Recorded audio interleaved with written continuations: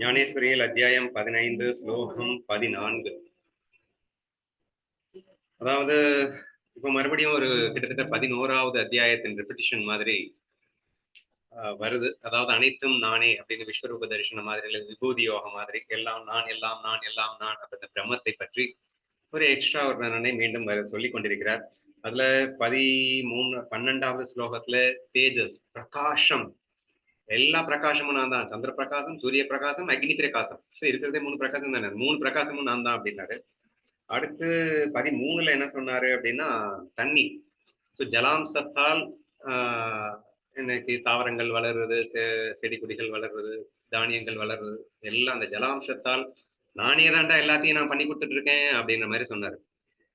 இப்ப 14வது ஸ்லோகத்துல அக்னி நானே அப்படிங்கிறார். கிட்டத்தட்ட இந்த பஞ்சபூதத்துல இருந்து வருது எல்லாமே நான் அப்படிங்கிறப்ப முக்கியமானதெல்லாம் சொல்லி ஆகணும்ல. அப்போ இதுல பர்டிகுலரா எந்த அக்னிய சொல்றாருன்னா, நாம சாப்பிடுற சாப்பாட்டை ஜெரிக்கக்கூடிய ஜடராக்னின்னு சொல்லக்கூடிய டைஜஸ்டிவ் ஃபயர் அப்படின்னு ஆங்கிலத்துல சொல்லுவாங்க. அந்த டைஜஸ்டிவ் ஃபயர் நான் தான் அப்படின்னு இந்த பர்டிகுலர் ஸ்லோகத்துல சொல்லி இன்னும் வரிசை ஆரம்பிக்கிறாரு. முதல்ல இதை படிக்கலாம்.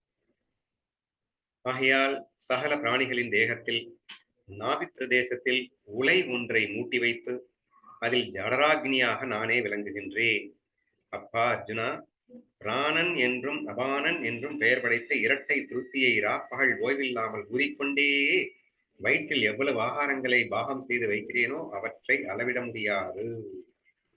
பாகம் செய்து வைக்கிறோம்னா டைஜஸ்ட் பண்ணி வைக்கிறோம்னு அர்த்தம். ஸோ இதுல மெயினா பிராணன் அபானன் இந்த 2 பேர் தான் சேர்ந்துதான் இந்த டைஜஸ்டிவ் ப்ராசஸ்க்கு யூஸ் பண்ணக்கூடிய, அதாவது ஹெல்ப் பண்ணக்கூடிய வாயுக்கள்னு வச்சுக்கோங்களேன், எனர்ஜின்னு பிராணசக்தின்னு வச்சுக்கோங்க. ஸோ எக்கச்சக்கமான பாடியில அந்த பிராணன் அபானன் உதாரணம் எக்கச்சக்கமா இருக்கு. ஒவ்வொன்றுக்குமே ஒவ்வொரு ஃபங்க்ஷன் சொல்லிட்டு இருப்பாங்க. இதுல பர்டிகுலரா அந்த பிராணனும் அபானனும் தான் டைஜஸ்டிவ்க்கு யூஸ் ஆகிற ஃபங்க்ஷன் அப்படிங்கிறதுனால இந்த பர்டிகுலர் இதை மென்ஷன் பண்ணியிருக்காங்க.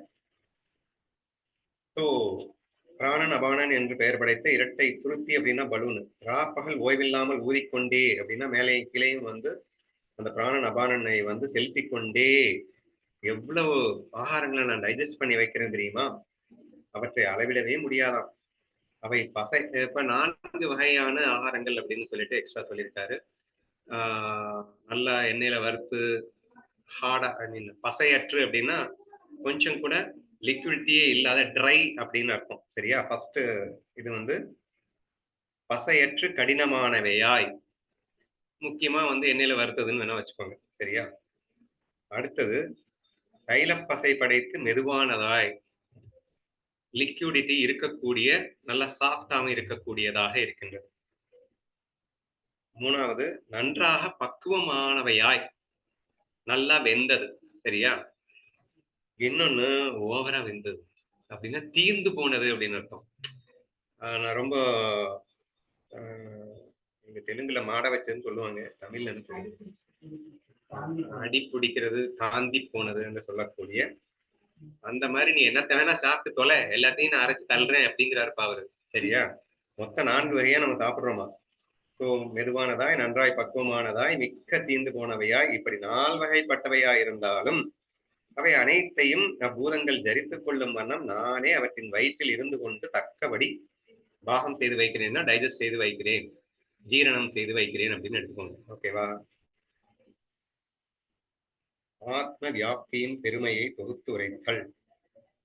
இவ்வாறு நானே சகல ஜீவராசிகளாகவும் அந்த ஜீவராசிகளை துக்கும் ஜீவராசிகள் அனைத்துக்கும் ஜீவ ஆதாரமான அன்னமாயும் அவ்வண்ணத்தை உண்டு ஜரித்துக் கொள்வதற்கு அவசியமான சாதனமாகிய ஜடர அக்னியாகவும் அமைந்து நிற்கிறேன். இவ்வளவு சொன்ன பின் என் வியாப்தியின் பெருமை விஷயத்தில் இன்னும் அதிகமாக சொல்ல என்ன இருக்கிறது அப்படின்னு சொல்லி கம்ப்ளீட் பண்றாரு. ஸோ இது அடுத்த ஸ்லோகத்துல நான் என்ன சொல்ல போறேன் அப்படிங்கிறது தான் அடுத்து ஸ்டார்ட் பண்றாங்க. அதாவது நாளைக்கு படிக்கிறேன். இப்ப இதுல முக்கியமா என்ன சொல்லியிருக்காரு அப்படின்னா, அந்த தண்ணீராக இருந்து கொண்டு எல்லா அன்னத்தையும் நான் கொடுக்கறதும் நான்.